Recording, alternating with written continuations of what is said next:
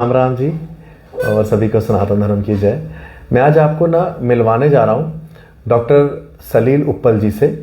और इनसे मिलवाने का एकमात्र कारण ये भी है कि कई सारी चीज़ें हैं जिससे आज जम्मू में कई सारे लोग जूझ रहे हैं, जिनमें अगर हम बात करें मिर्गी के दौरे या फिर सर दर्द, और क्या हर सर दर्द माइग्रेन होती है, ये सवाल बड़े सारे लोगों के दिमाग में होते हैं। इसलिए आज मैं उप्पल हॉस्पिटल आया हूँ, जो उप्पल न्यूरो क्लिनिक है कालूचक में।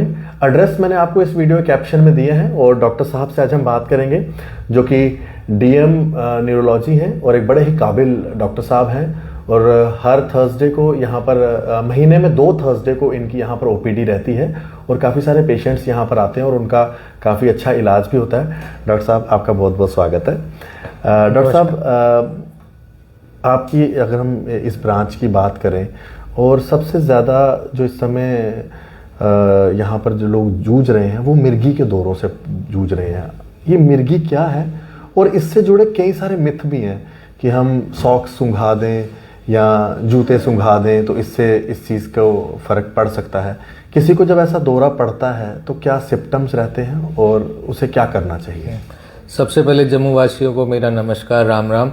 मैं डॉक्टर सलील उप्पल, डॉक्टर अशोक उप्पल का बेटा, उप्पल न्यूरो हॉस्पिटल अमृतसर से। हम सब जम्मू वासियों के लिए यहाँ पे उप्पल न्यूरो क्लिनिक खोली है जो कालूचक में पिछले 1-1.25 साल से।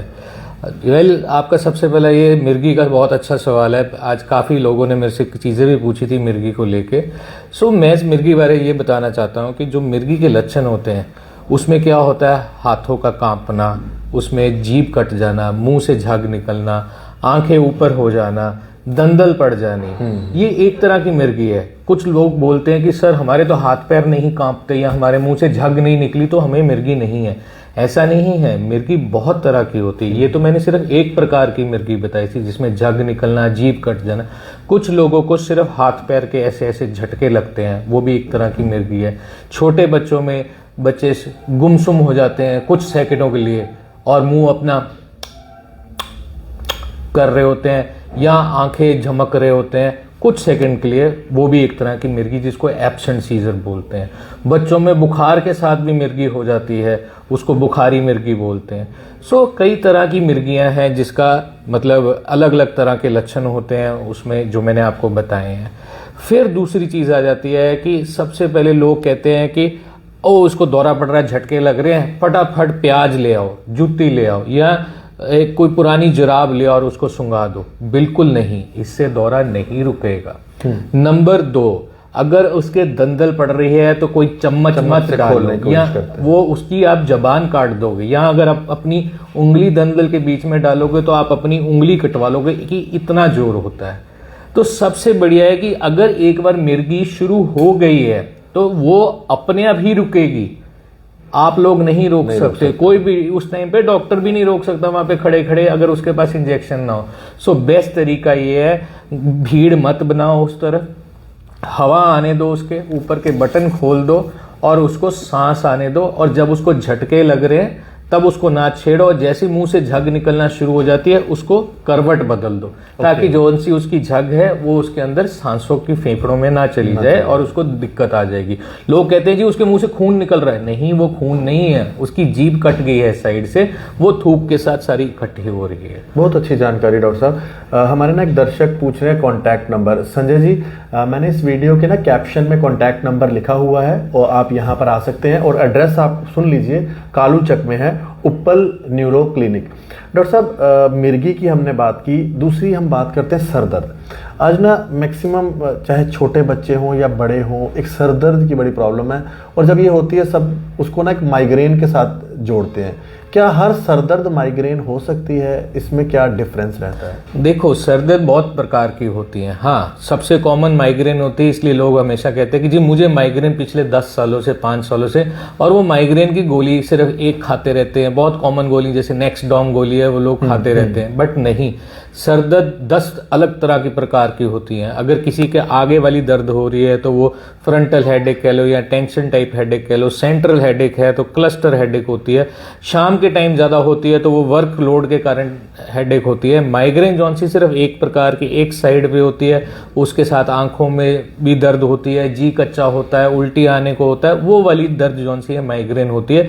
बाकी वरना दूसरी सिर दर्दों के अलग अलग लक्षण है जिसके लिए एक न्यूरोलॉजिस्ट को दिखाना चाहिए और उसकी सही ट्रीटमेंट करनी चाहिए, रादर देन पेन किलर खाते रहो खाते रहो। ये भी मेरा एक सवाल था, सैरिडॉन या डिस्प्रिन, ये बड़ा इजी है, कोई भी सिर दर्द होते फटाफट लेते हैं तो उसको बिल्कुल अक्सर लोगों को इतना डेंजरस है, आदत हो जाती है और क्या होता है जितनी देर खाओगे दर्द ठीक रहेगी, जैसे ही उसका असर खत्म हो जाएगा आपकी दर्द दोबारा आ जाएगी।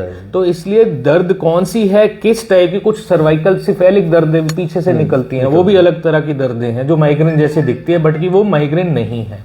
सो इसलिए इसका राइट डायग्नोसिस के साथ, जैसे हमारी क्लिनिक में यहाँ पे प्रॉपर हेड थेरेपी होती है हेडेक वाले पेशेंट्स के लिए, पर स्पेशल मशीन है हमारे पास जो हम अमृतसर से लेके आए हैं, तो उससे उसकी हेडेक भी ठीक हो सकती है। बहुत अच्छा डॉक्टर साहब, बड़ी अच्छी जानकारी जो ना डॉक्टर सलील उप्पल जी बता रहे हैं। और मैंने आपको कहा ना कि इनके हॉस्पिटल में काफ़ी सारे पेशेंट्स आज जो है बिल्कुल स्वस्थ होके गए हैं।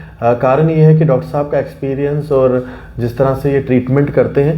डॉक्टर साहब, दो और मेरे सवाल रहेंगे। एक सवाल रहेगा स्ट्रोक आना, जिसे हम कहते हैं कि अधरंग हो गया, पैरालाइज हो गया, एक हिस्सा काम नहीं करता, उसमें इंसान का क्या मतलब क्या रहता है, उसका भी क्या ट्रीटमेंट आज के समय में है? बिल्कुल सर, प्रॉपर ट्रीटमेंट है। अधरंग के लिए सबसे ज़्यादा ज़रूरी इंपॉर्टेंट है पहले गोल्डन पीरियड 4.5 घंटे।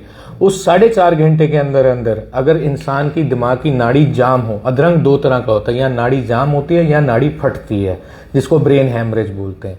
बट अगर जिसकी कभी नाड़ी जाम होती है, मेरी जम्मू वासियों को यही एक है, एक ऐसे स्ट्रोक हॉस्पिटल में जाओ जहाँ पे सीटी स्कैन, एमआरआई हो, न्यूरोलॉजिस्ट हो और अधरंग का टीका लग सकता हो। वो ब्रह्मास्त्र है जिसको टीपीए बोलते हैं। वो याद रखना 4.5 घंटे के अंदर अंदर ही लगता है। ये नहीं है कि किसी का पासा खड़ा हो गया, किसी की जबान आवाज चलेगी तो उसको फटाफट कुछ खिलाना शुरू कर दो। अफीम बहुत खिलाते हैं, जैसे अफीम खिलाना शुरू करो, वो नहीं करना। वहां पे जाओ, उसका एमआरआई सीटी स्कैन करो, अगर अपनी नाड़ी जाम है तो अधरंग का टीका लगाओ।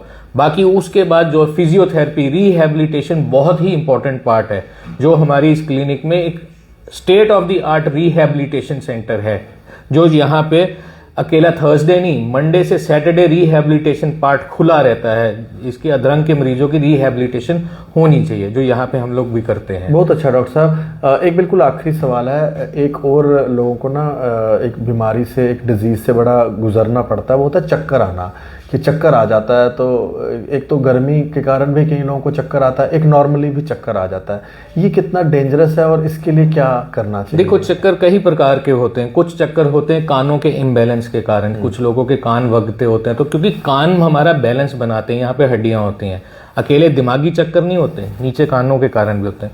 सो चक्कर की एक प्रॉपर अलग अलग तरह की एग्जामिनेशन होती है, जिसको हम क्लिनिकली डायग्नोज करते हैं, फिर उसके हिसाब से उसकी दवाई देते हैं। सबसे कॉमन बीपीवी टर्म होती है, बेनाइन पैरोक्सिमल पोजिशनल वर्टाइगो।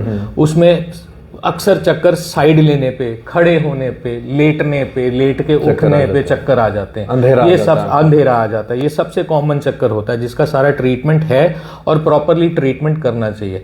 इसके अलावा जैसे काफी कुछ बैक पेन के पेशेंट्स होते हैं, सर्वाइकल के पेशेंट्स होते हैं, जिसमें गर्दन दर्द होती है, गर्दन के साथ चक्कर आते हैं, वो अलग चीज सर्वाइकल में आ जाता है। काफी यहाँ पे जम्मू में पेशेंट हमारे पास आते हैं जिनको स्पाइन की प्रॉब्लम होती है, स्पाइन, हाथ सुन्न होते हैं, पैर सुन्न होते हैं, हम उसको भी प्रॉपरली देखते हैं। कुछ लोगों को मूवमेंट डिसऑर्डर होता है जिसमें हाथ कांपते हैं, बैठे बैठे हाथ कांप रहे हैं, सिर कांप रहा है, जीभ कांप रही है, या ऐसे ऐसे करके फड़कता है, वो मूवमेंट डिसऑर्डर्स में आ जाते हैं, जिसके लिए फिजियोथेरेपी और ट्रीटमेंट बहुत इंपॉर्टेंट है और जिसका इलाज उप्पल न्यूरो क्लिनिक में हम लोग प्रॉपरली करते हैं। बहुत अच्छा। बाकी मिर्गी से लेके एक लास्ट चीज जरूर बोलना चाहूंगा कि अगर बच्चों में मिर्गी है तो उस बच्चे को दूसरे बच्चे से दूर मत रखो। मिर्गी ना ही जूठ से फैलती है, ना ही छुआछूत से फैलती है। अगर मिर्गी दूसरे बच्चे को होनी है तो वो फैमिली हिस्ट्री या जेनेटिक से होती है।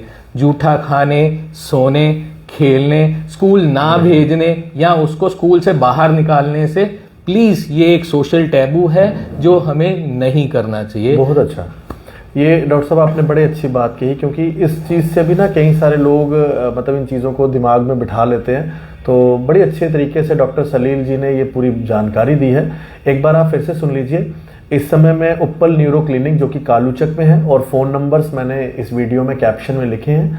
आप डॉक्टर साहब से अगर मिलना चाहते हैं तो महीने में 2 थर्सडे डॉक्टर साहब यहाँ पर ओपीडी के लिए आते हैं, और यहाँ पर आप आ सकते हैं, अपॉइंटमेंट ले सकते हैं। अपॉइंटमेंट लेने का जो प्रॉपर चैनल है वो फ़ोन नंबर्स के थ्रू आप अपॉइंटमेंट ले सकते हैं। मैंने कैप्शन में फ़ोन नंबर लिखे हैं, आप सुन भी सकते हैं, 9070709797। डॉक्टर साहब आपने जानकारी दी, इसका बहुत बहुत धन्यवाद। आप लोग इसी तरह से बने रहें, हम और भी डॉक्टर से आपको मिलवाएंगे, जिससे किसी तरह की भी दिक्कत अगर किसी को आती है तो उससे उनको जो है उससे छुटकारा हो सके। धन्यवाद जी, सभी को राम राम।